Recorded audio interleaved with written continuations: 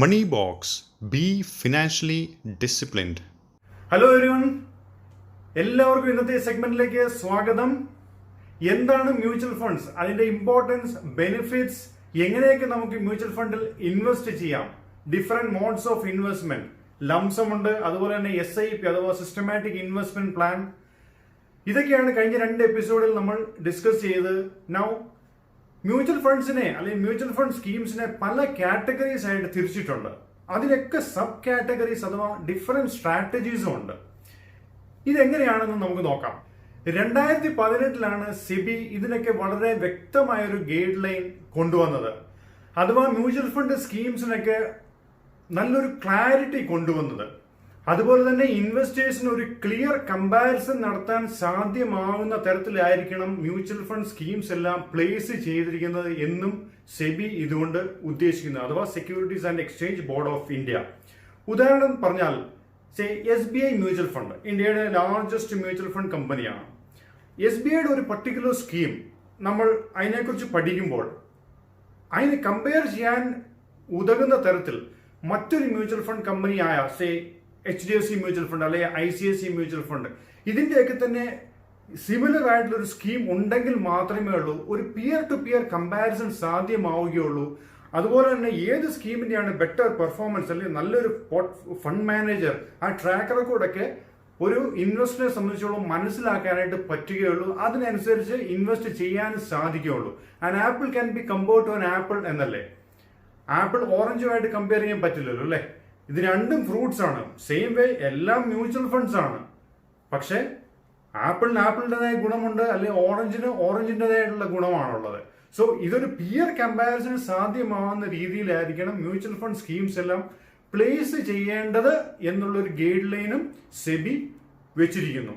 Mutual fund സ്കീംസിനെ ഇനി എങ്ങനെയൊക്കെ categorise ചെയ്തിരിക്കുന്നു, ബ്രോഡായിട്ടാണ് ഫസ്റ്റ് ലെവൽ ഓഫ് കാറ്റഗറൈസേഷൻ വരുന്നത്. First one is equity scheme, second debt scheme, അതുപോലെ മൂന്നാമത് ഹൈബ്രിഡ് സ്കീം, നാലാമത് സൊല്യൂഷൻ ഓറിയന്റഡ് സ്കീം, അഞ്ചാമത്തെ കാറ്റഗറി എന്ന് പറയുന്ന അതർ സ്കീം എന്നാണ് സെബി ഗൈഡ് ലൈനിൽ മെൻഷൻ ചെയ്തിരിക്കുന്നത്. ഇതൊക്കെ ഡീറ്റെയിൽ ആയിട്ട് നോക്കാം. First one equity scheme. ഇതാണ് ഏറ്റവും പോപ്പുലർ ആയിട്ടുള്ള സ്കീം. പേര് പോലെ തന്നെ ഇതിന്റെ അസറ്റ്സ് ഒക്കെ ഫുള്ളി ഇൻവെസ്റ്റ് ചെയ്യുന്നത് അല്ലെങ്കിൽ 100% ഇൻവെസ്റ്റ്മെന്റും പോകുന്നത് ഇക്വിറ്റി ഷെയർസിലായിരിക്കും, അഥവാ കമ്പനികളുടെ ഓഹരികളിലേക്കായിരിക്കും പോകുന്നത്. ഇതിന്റെ റിട്ടേൺ ഒബ്വിയസ്ലി വളരെ കൂടുതലായിരിക്കും. എന്നാൽ ഇതിലൊരു വോളറ്റൈലും അല്ലെങ്കിൽ വോളറ്റാലിറ്റിയും ഉണ്ടാവും, അപ്സ് ആൻഡ് ഡൗൺസ് ഒക്കെ ഉണ്ടാവും. അതുകൊണ്ട് തന്നെയാണ് റിട്ടേണും കൂടുതലായിട്ട് വരുന്നത്. റിസ്ക് ഉണ്ടോ? ഞാൻ പറയും റിസ്ക് ഇല്ല എന്ന്. പക്ഷെ ഈ വോളറ്റാലിറ്റി അല്ലെങ്കിൽ അപ്സ് ആൻഡ് ഡൗൺ സ്റ്റൊമക്ക് ചെയ്യാനായിട്ട് നമുക്ക് കഴിയണം. രണ്ടാമത്തെ കാറ്റഗറി ഡെറ്റ് സ്കീംസ് ആണ്. നമ്മൾ മുൻ എപ്പിസോഡിൽ ഫിക്സഡ് ഇൻകം ഇൻസ്ട്രുമെന്റ്സ് അഥവാ ഡെറ്റ് സെക്യൂരിറ്റീസ് അഥവാ കടപ്പത്രം ഇതിനെക്കുറിച്ചൊക്കെയുള്ള ഡീറ്റെയിൽഡ് ആയിട്ട് ആസറ്റ് ക്ലാസ് എന്ന എപ്പിസോഡിൽ കണ്ടു. ഡെറ്റ് സ്കീംസും ഇതുപോലെ തന്നെ ഗവൺമെന്റ് അതുപോലെ കോർപ്പറേറ്റ് ഡെറ്റ് സെക്യൂരിറ്റീസിലാണ് ഇൻവെസ്റ്റ് ചെയ്യുന്നത്. ഇതൊക്കെ ഫിക്സഡ് ഇൻകം കിട്ടുന്ന ഇൻസ്ട്രുമെന്റ്സ് ആയതുകൊണ്ട് തന്നെ വോളറ്റാലിറ്റി കുറവായിരിക്കും, അതുകൊണ്ട് തന്നെ റിസ്ക് കുറവാണ് എന്ന് പറയുന്നു. എന്നാൽ അതുകൊണ്ട് തന്നെ റിട്ടേണും ഒബ്വിയസ്ലി കുറച്ചും കൂടെയൊക്കെ കുറവായിരിക്കും ഇക്വിറ്റി സ്കീംസുമായിട്ട് കമ്പയർ ചെയ്യുമ്പോൾ. എന്നാൽ ഒരു ബെറ്റർ ദാൻ FD റേറ്റ്സ് തീർച്ചയായിട്ടും കിട്ടും. മൂന്നാമത്തെ കാറ്റഗറിയാണ് ഹൈബ്രിഡ് സ്കീം. ഇത് പേര് പോലെ തന്നെ ഹൈബ്രിഡ് ആണ്, അഥവാ ഒരു മിക്സ് ആണ്. ഇതിനകത്ത് ഇക്വിറ്റി കമ്പോണന്റ് കാണും, അതുപോലെ ഡെറ്റും ഉണ്ടാവും. ഈ ഇക്വിറ്റി ഡെറ്റിന്റെ ആ ഒരു പെർസെന്റേജ് അലോക്കേഷന്റെ വ്യത്യാസത്തിലാണ് ഇതിനെ വീണ്ടും സബ് കാറ്റഗറീസ് ചെയ്തിരിക്കുന്നത് അല്ലെങ്കിൽ ബ്രേക്ക് ഡൗൺ ചെയ്തിരിക്കുന്നത്. നാലാമത് സൊല്യൂഷൻ ഓറിയന്റഡ് സ്കീം. ഇതും പേര് പോലെ തന്നെ ഒരു പർട്ടിക്കുലർ സൊല്യൂഷൻ അല്ലെങ്കിൽ ലോങ് ടേം ഫോക്കസ്ഡ് ആയിട്ടുള്ള നമ്മളുടെ ഒരു ഫ്യൂച്ചർ നീഡ്സിന് വേണ്ടി അതൊക്കെ മീറ്റ് ചെയ്യാനുള്ള തരത്തിലാണ് ഈ സ്കീമും പ്ലേസ് ചെയ്തിരിക്കുന്നത്. ഉദാഹരണമായി പറഞ്ഞു കഴിഞ്ഞാൽ ചിൽഡ്രൻസ് എഡ്യൂക്കേഷൻ, അതായത് നമ്മളുടെ കുട്ടികളുടെ ഹയർ എഡ്യൂക്കേഷൻ, അത് ഫോക്കസ് ചെയ്തുകൊണ്ട് നമ്മൾ ലോങ് ടൈമിലേക്ക് ഇൻവെസ്റ്റ് ചെയ്യുന്നു. അതുപോലെ തന്നെ കുട്ടികളുടെയൊക്കെ മാരേജ്, ഫൈനലി നമ്മളുടെയൊക്കെ ഒരു റിട്ടയർമെന്റ്, ഒരു പീസ്ഫുൾ റിട്ടയർമെന്റിന് വേണ്ടിയിട്ടുള്ള ഒരു സൊല്യൂഷന് വേണ്ടി. സോ ഇതൊക്കെയാണ് ഈ സൊല്യൂഷൻ ഓറിയന്റഡ് സ്കീം എന്നതുകൊണ്ട് ഉദ്ദേശിക്കുന്നത്. അഞ്ചാമത്തത് അതർ സ്കീംസ് ആണ്. ഈ മേൽ പറഞ്ഞ 4 സ്കീംസിലും പെടാത്തതാണ്. അഥവാ ഒരു ഉദാഹരണമായിട്ട് പറഞ്ഞാൽ ഒരു ടിപ്പിക്കൽ എക്സാമ്പിൾ ഇൻഡെക്സ് ഫണ്ട്സ് ആണ്. ഇന്ത്യയിൽ 2 നാഷണൽ ലെവൽ സ്റ്റോക്ക് എക്സ്ചേഞ്ചസ് ആണ് ഉള്ളത്. NSE BSE ഇതിന്റെയൊക്കെ ഓഹരി സൂചികയാണ് നിഫ്റ്റിയും സെൻസെക്സും. ഇതിനെ ട്രാക്ക് ചെയ്യുന്ന സ്കീംസ് അല്ലെ ഫണ്ടുകളാണ് ഒരു ഉദാഹരണമായിട്ട് പറയാവുന്ന അതർ സ്കീംസ് എന്ന് പറയുന്നത്. ഇനി ഈ ബ്രോഡ് കാറ്റഗറിയൊക്കെ വീണ്ടും സബ് കാറ്റഗറൈസ് ചെയ്തിട്ടുണ്ട്, അല്ലെങ്കിൽ വീണ്ടും ബ്രേക്ക് ഡൗൺ ചെയ്തിട്ടുണ്ട്. ഏതാണ്ട് 32ഓളം സബ് കാറ്റഗറീസ് അല്ലെങ്കിൽ വേണമെങ്കിൽ നമുക്ക് സ്ട്രാറ്റജീസ് എന്ന് വേണമെങ്കിൽ പറയാം. ഇക്വിറ്റി സ്കീംസിനെ എങ്ങനെയാണ് സബ് കാറ്റഗറൈസ് ചെയ്തിരിക്കുന്നത് എന്ന് നോക്കാം. ഇക്വിറ്റി സ്കീംസിന്റെ സബ് കാറ്റഗറൈസേഷൻ പറയുമ്പോൾ നമ്മൾ വളരെ ഇമ്പോർട്ടന്റ് ആയിട്ടുള്ള ടേം മനസ്സിലാക്കേണ്ടതുണ്ട്. അതാണ് മാർക്കറ്റ് ക്യാപിറ്റലൈസേഷൻ. എന്താണ് ഈ മാർക്കറ്റ് ക്യാപിറ്റലൈസേഷൻ? മാർക്കറ്റ് ക്യാപിറ്റലൈസേഷൻ എന്നുകൊണ്ട് ഉദ്ദേശിക്കുന്നത് ഒരു കമ്പനിയുടെ വിപണി മൂല്യം അല്ലെങ്കിൽ ഒരു ഓവറോൾ സൈസ് ആണ് ഡിനോട്ട് ചെയ്യുന്നത്. ഇതിന് ഒരു കാൽക്കുലേഷൻ, ഒരു ഫോർമുലയുണ്ട്. ഒരു മാർക്കറ്റ് ക്യാപിറ്റലൈസേഷൻ എന്നാൽ ഒരു കമ്പനിയുടെ ടോട്ടൽ ഔട്ട്സ്റ്റാൻഡിംഗ് ഷെയർസ് അഥവാ ആ കമ്പനി ഇഷ്യൂ ചെയ്ത മൊത്തം share, number of shares multiplied by ആ കമ്പനിയുടെ ഒരു ഷെയറിന്റെ പ്രൈസ്. ഉദാഹരണമായിട്ട് പറഞ്ഞു കഴിഞ്ഞാൽ റിലയൻസ് ഇൻഡസ്ട്രീസ് ആണ് ഇന്ത്യയിലെ ഏറ്റവും ലാർജസ്റ്റ് കോർപ്പറേറ്റ് അല്ലെങ്കിൽ മാർക്കറ്റ് ക്യാപ് കമ്പനി. റിലയൻസിന്റെ വിപണി മൂല്യം എന്ന് പറയുന്നത് ഏതാണ്ട് 14 ലക്ഷം കോടിയാണ്. റിലയൻസിന്റെ ഇന്നത്തെ പ്രൈസ് അഥവാ ഓഗസ്റ്റ് ഫസ്റ്റ് വീക്കിലെ പ്രൈസ് ഇപ്പോൾ ട്രേഡ് ചെയ്തുകൊണ്ടിരിക്കുന്ന ഏതാണ്ട് ഒരു ഷെയറിന്റെ വില 2100 രൂപയോളമാണ് ഒരു ഷെയറിന്റെ വില. അപ്പം total number of shares issued multiplied by price per share. ഇതാണ് മാർക്കറ്റ് ക്യാപിറ്റലൈസേഷൻ. ഈ മാർക്കറ്റ് ക്യാപിറ്റലൈസേഷന്റെ അടിസ്ഥാനത്തിൽ ഇന്ത്യയിലെ കമ്പനികളെ 3ആയിട്ട് തിരിച്ചിട്ടുണ്ട്. ഒന്ന് ലാർജ് ക്യാപ് കമ്പനി അഥവാ ലാർജ് മാർക്കറ്റ് ക്യാപിറ്റലൈസേഷൻ കമ്പനീസ്. 2 മധ്യനിര ഓഹരികൾ എന്ന് നമ്മൾ മലയാളത്തിൽ പറയും അഥവാ മിഡ് മാർക്കറ്റ് ക്യാപിറ്റലൈസേഷൻ അഥവാ മിഡ് ക്യാപ് കമ്പനീസ്. 3ാമത് സ്മോൾ ക്യാപ് അഥവാ ചെറുകിട ഓഹരികൾ. ഇതിനൊക്കെ വ്യക്തമായിട്ടുള്ള ഒരു ബേസിസ് അല്ലെങ്കിൽ ഒരു ഗൈഡ് ലൈൻ ഈ കാറ്റഗറൈസേഷനും ഉണ്ട്. ഇന്ത്യയിലെ ലിസ്റ്റ് ചെയ്തിരിക്കുന്ന സ്റ്റോക്ക് എക്സ്ചേഞ്ചിൽ ലിസ്റ്റ് ചെയ്തിരിക്കുന്ന ആദ്യത്തെ 100 കമ്പനികളെയാണ് ലാർജ് ക്യാപ് അല്ലെങ്കിൽ മുൻനിര ഓഹരികൾ എന്ന് പറയുന്നത്.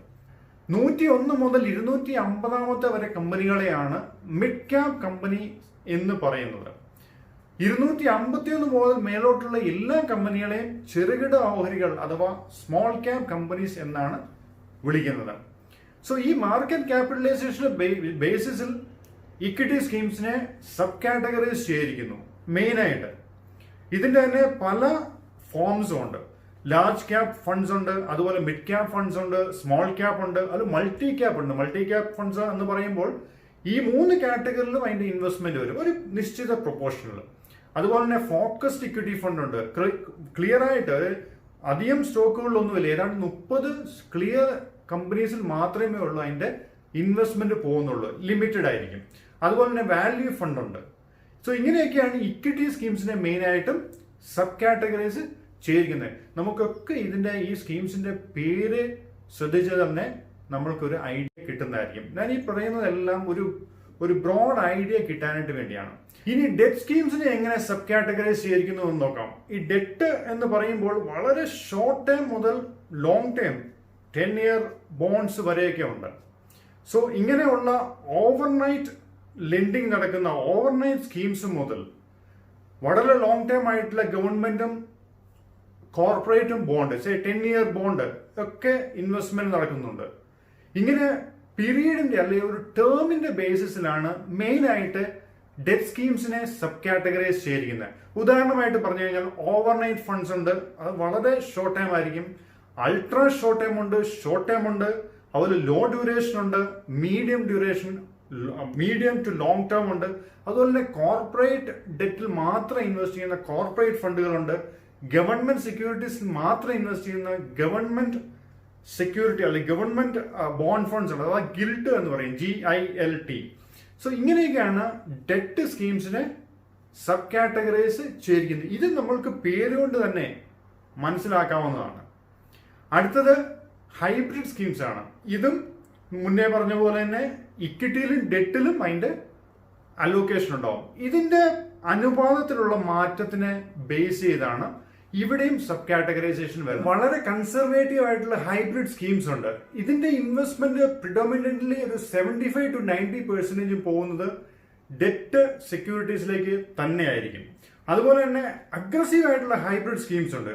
ഇത് പേര് പോലെ തന്നെ അഗ്രസീവ് ആയിരിക്കും. അതുകൊണ്ട് തന്നെ ഏതാണ്ട് 65 മുതൽ 80% ഈ സ്കീംസിന്റെ അസറ്റ്സ് ഇൻവെസ്റ്റ് ചെയ്യുന്നത് ഇക്വിറ്റിയിലായിരിക്കും. ബാക്കി ഒരു 20 to 35% ആ ഒരു റേഷ്യോയിൽ ഡെറ്റിലും ആയിരിക്കും. അതുപോലെ തന്നെ ബാലൻസ്ഡ് ഹൈബ്രിഡ് ഫണ്ട്സ് ഉണ്ട്. ഇതെന്ന് പറയുന്നത് ഏതാണ്ട് 40-40-60 അല്ലെങ്കിൽ 60-40 അനുപാതത്തിൽ, ഒരു 40-60 അല്ലെങ്കിൽ 50-50 അല്ലെങ്കിൽ 60-40 ഈ ഒരു അനുപാതത്തിൽ ഇക്വിറ്റിയിലും ഡെറ്റിലും ഇൻവെസ്റ്റ് ചെയ്യപ്പെടുന്നു. ഇനിയുള്ളത് സൊല്യൂഷൻ ഓറിയന്റഡ് സ്കീംസ് ആണ്. മുന്നേ പറഞ്ഞതുപോലെ തന്നെ വ്യക്തമായിട്ടുള്ള ഒരു ഫോക്കസോട് കൂടി മെയിൻലി ഒരല്പം ലോങ് ടേം വ്യൂയോടുകൂടി തന്നെയായിരിക്കും ഈ സ്കീംസ് ഒക്കെ പ്രവർത്തിക്കുന്നത്. അഥവാ നമ്മളുടെയൊക്കെ ഫ്യൂച്ചർ നീഡ്സ് മീറ്റ് ചെയ്യാനായിട്ട്, കുട്ടികളുടെ എഡ്യൂക്കേഷൻ അല്ലെങ്കിൽ അവരുടെ മാരേജ്, നമ്മളുടെയൊക്കെ ഒരു റിട്ടയർമെന്റ് പ്ലാൻ, ഇതിനൊക്കെ ഉദ്ദേശിച്ചുള്ള സ്കീംസ് ആയിരിക്കും സൊല്യൂഷൻ ഓറിയന്റഡ് സ്കീംസ്.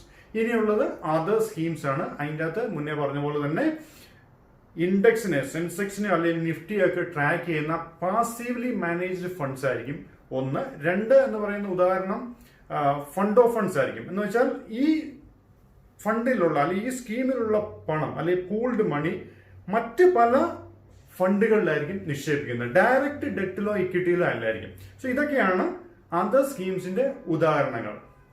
സോ ഇങ്ങനെയൊക്കെയാണ് മ്യൂച്വൽ ഫണ്ട് സ്കീംസിനെ കാറ്റഗറൈസ് ചെയ്തിരിക്കുന്നത്. സോ ഇതൊക്കെ പറയുന്നത് നമ്മളുടെയൊക്കെ ഹാർഡ് ഏൺ മണി നമ്മൾ ഇൻവെസ്റ്റ് ചെയ്യാൻ ഉദ്ദേശിക്കുമ്പോൾ ഇതിനെക്കുറിച്ചൊക്കെ ഒരു ബേസിക് അണ്ടർസ്റ്റാൻഡിങ് ഉണ്ടാവണം എന്നുള്ളത് കൊണ്ടാണ്. നൗ ഇക്വിറ്റി ഓറിയന്റഡ് സ്കീംസ് തന്നെയാണ് കമ്പാരിറ്റീവ്ലി ബെറ്റർ റിട്ടേൺ നൽകുന്നത്. SIP പോലുള്ള ഒരു ഡിസിപ്ലിൻ അതുപോലെ ലോങ് ടൈം അപ്രോച്ച് ഒക്കെ സ്വീകരിക്കുമ്പോൾ തീർച്ചയായിട്ടും ഇക്വിറ്റി ഓറിയന്റഡ് സ്കീംസിൽ ഇൻവെസ്റ്റ് ചെയ്യുന്നതായിരിക്കും നല്ലത്. നൗ ലിക്വിഡ് ഫണ്ട്സ് ഒക്കെ ബേസിക്കലി കോർപ്പറേഷനെ ഉദ്ദേശിച്ചുകൊണ്ടാണ് സ്ട്രക്ചർ ചെയ്തിരിക്കുന്നത്. ഈ കോർപ്പറേഷനിലേക്ക് ഹ്യൂജ് ഫണ്ട്സ്, 100 കണക്കിന് കോടി രൂപ ഷോർട്ട് ടൈമിലേക്ക് പാർക്ക് ചെയ്യാനായിട്ട് തരത്തിൽ അവരുടെയൊക്കെ ആ ഒരു ഹ്യൂജ് ഫണ്ട് 1 വീക്കിൽ അല്ലെങ്കിൽ 10 ഡേയ്സിലേക്കൊക്കെ കറണ്ട് അക്കൗണ്ടിൽ തന്നെ ഡെപ്പോസിറ്റ് ചെയ്ത് വെക്കുക എന്ന് പറഞ്ഞാൽ അവർക്ക് ഈവൻ ഒരു പെന്നി പോലും അതിനകത്ത് കിട്ടത്തില്ല. കറണ്ട് അക്കൗണ്ട് എന്ന് പറഞ്ഞു കഴിഞ്ഞാൽ കോർപ്പറേഷനെ സംബന്ധിച്ചുള്ള ധാരാളം ബെനിഫിറ്റ്സ് ഉണ്ട്, പക്ഷെ അത് 0 ഇൻട്രസ്റ്റ് ബെയറിംഗ് അക്കൗണ്ടുകളാണ്. സോ അതുകൊണ്ട് തന്നെ കോർപ്പറേഷന്റെ ഹ്യൂജ് മണി, ആയിരക്കണക്കിന് കോടിയുള്ള ബിഗ് ടിക്കറ്റ് ഫണ്ട്സ് ഒക്കെ വളരെ ഷോർട്ട് ടൈമിലേക്ക് പാർക്ക് ചെയ്യാൻ പറ്റുന്ന തരത്തിലാണ് ലിക്വിഡ് ഫണ്ട്സ്. അതൊരു റീറ്റെയിൽ ഇൻവെസ്റ്റർ കാറ്റഗറിക്ക് ചേരുന്നത് അല്ല. സോ ഇനി നമ്മൾ മ്യൂച്വൽ ഫണ്ട്സിന്റെ ഡിഫറെന്റ് കാറ്റഗറീസ് അതുപോലെ സബ് കാറ്റഗറീസ് അല്ലെങ്കിൽ സ്ട്രാറ്റജീസ് ഇതൊക്കെയാണ് മനസ്സിലാക്കിയത്. ഇതിൽ മാർക്കറ്റ് ക്യാപിറ്റലൈസേഷൻ എന്ന ടേം വളരെ ഇമ്പോർട്ടന്റ് ആണ്. ഇനി നമുക്ക് മ്യൂച്വൽ ഫണ്ട്സിന്റെ ഇൻവെസ്റ്റ്മെന്റ് പ്രോസസ് അതെങ്ങനെയാണ് നോക്കാം അടുത്ത സെഗ്മെന്റിൽ. ഇന്നത്തെ ഈ സെഷൻ എല്ലാവർക്കും ഇൻഫോർമേറ്റീവ് ആയിരുന്നു എന്ന് കരുതുന്നു. വീണ്ടും അടുത്ത സെഗ്മെന്റിൽ കാണാം. Thank you all. Please like, share and subscribe.